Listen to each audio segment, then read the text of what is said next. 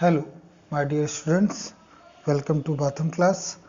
आइए height and distance के इस थर्ड वीडियो में आप सभी को वेलकम करता हूं। और सबसे इम्पोर्टेंट जो हाइट एंड डिस्टेंस के क्वेश्चंस हैं उनको मैं डिस्कस करने जा रहा हूं। तो आई होप ये दोनों वीडियो आपको पसंद आएंगे। ये दोनों क्वेश्चंस जिनको मैं सॉल्व करने जा रहा हूँ ये आपको समझ में आएंगे। तो स्टार्ट करते हैं बिना समय गवाए। A tower stand on the ground from a point on the ground which is 15 meter away from the foot of the tower।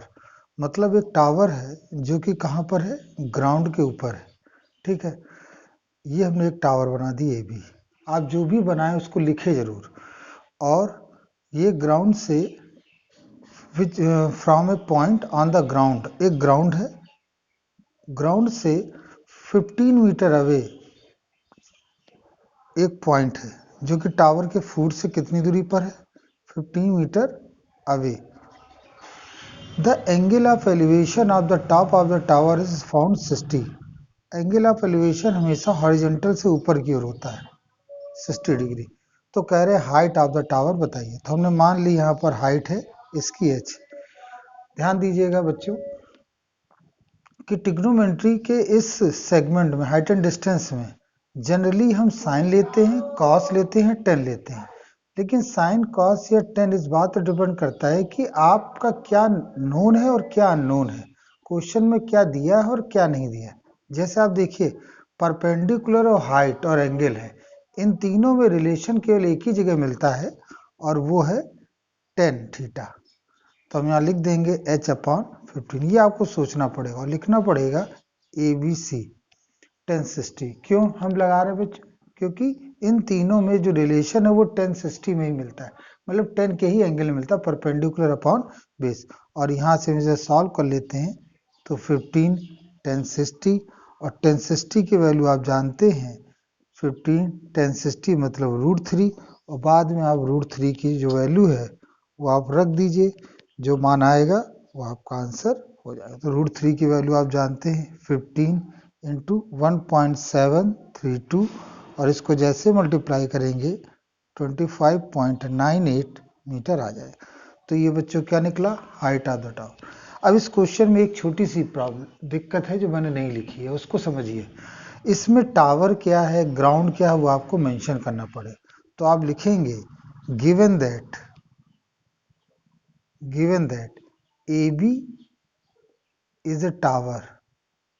AB क्या है, टावर है। And CA and C be a point on ground। C जो point है on the ground. तो ये इसका solution रहा बच्चों। आइए सेकंड क्वेश्चन को देखते हैं। A kite is flying at the height of 60 metre from the level of the ground. तो एक काइट है जो कि 60 मीटर की ऊंचाई पर उड़ रही है। तो ये काइट है B पॉइंट पर और ये 60 मीटर की ऊंचाई पर वो उड़ रही है from the level of the ground. Attach a string inclined at 60 degree. तो यकीनन है जो उसको उड़ा रहा होगा वो ग्राउंड पर होगा, और वो जो स्ट्रिंग है मतलब ये जो डोर है B पॉइंट पर काइट है बच्चों। तो वो जो डोर है वो एक्चुअली बेस से कितने डिग्री पर है, 60 डिग्री पर है। तो find the length of the string. अब ये लेंथ ऑफ द स्ट्रिंग पूछा है तो मान लेते हैं ये है L, ABC।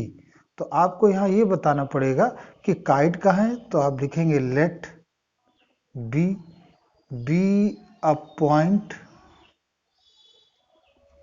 at kite is present and CB be a string। CB be a string। तो अब आप यहाँ देख लीजिए परपेंडिकुलर है, हाइपोटेनियस है और एंगल है। तो ये रिलेशन हमें केवल और केवल साइन थीटा में मिलता है। तो हम यहाँ लिख देंगे 60/L, 60/L, perpendicular upon hypotenuse. तो यहाँ से हम सॉल्व कर लें तो L is equal to 60/sin 60। और sin 60 की वैल्यू आप जानते हैं, sin 60 वैल्यू होती है √3/2।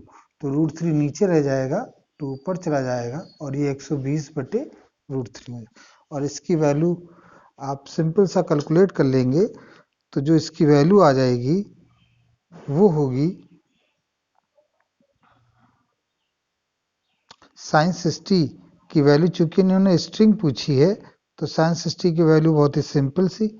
अब इस क्वेश्चन में एक खास बात देखिएगा, √3 नीचे, कभी हम √3 नीचे नहीं रखते हैं, तो हम ऊपर नीचे √3 से मल्टीप्लाई कर दें, तो ये आ जाएगा 120 √3 और ये हो जाएगा 3, और 3 मतलब 40 इंटू √3। बाद में आप √3 की वैल्यू रख देंगे तो आ जाएगा 69.28 metre.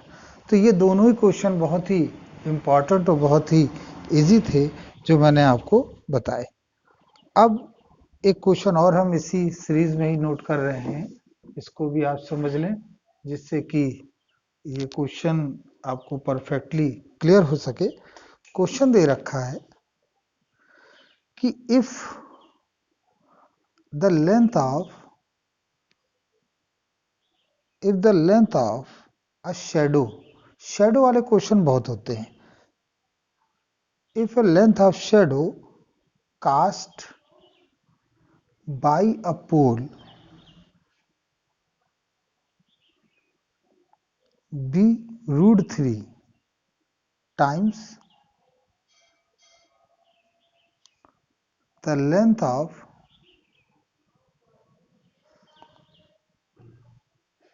the pole. Find the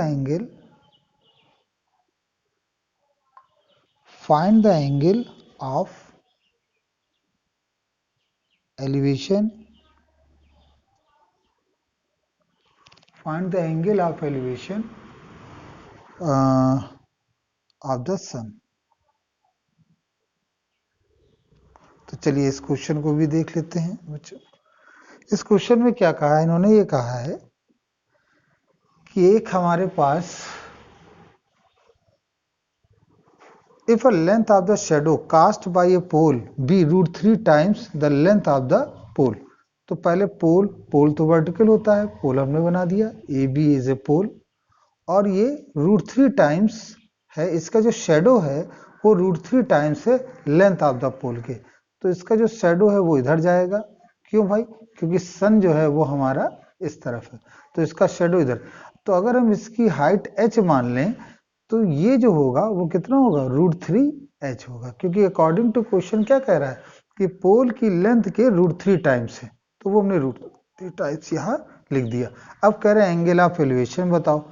angle of elevation हमेशा, और वो भी किसका, सन का, तो शेडो तो ऐसे मिल रही है, तो एंगल ऑफ एलिवेशन चाहे पोल का पूछा जाए या सन का पूछा जाए, दोनों का दोनों एक ही है। तो इस केस में हमसे एंगल पूछा जा रहा है, तो आप इसमें लिख देंगे कि A B a pole and C A B A shadow, C A B A shadow of pole. तो अब देखिए ये परपेंडिकुलर है और ये बेस है और ये एंगल है, तो आप जानते हैं इसमें क्या हम लगाएंगे, इसमें हम लगाएंगे tan थीटा। तो ये परपेंडिकुलर हो गया और ये बेस हो गया, ये एच कैंसिल हो गया, 1/√3 tan theta is equal to 1/√3। और ये किस एंगल का मान होता है बच्चों, ये होता है 30 डिग्री का मान। तो थीटा कितना आ गया, 30 डिग्री, तो यही इसका आंसर होगा। एंगल ऑफ एलिवेशन कितना आया बच्चों, 30 डिग्री, मतलब वो जो सन का एंगल ऑफ एलिवेशन होगा वो 30 डिग्री होगा। आई होप ये वीडियो आपको पसंद आया होगा, समझ में आया होगा। इसको बार बार देखें तो यकीनन है कि आपको ये चीज़ें क्लियर हो जाएंगी। Thank you very much.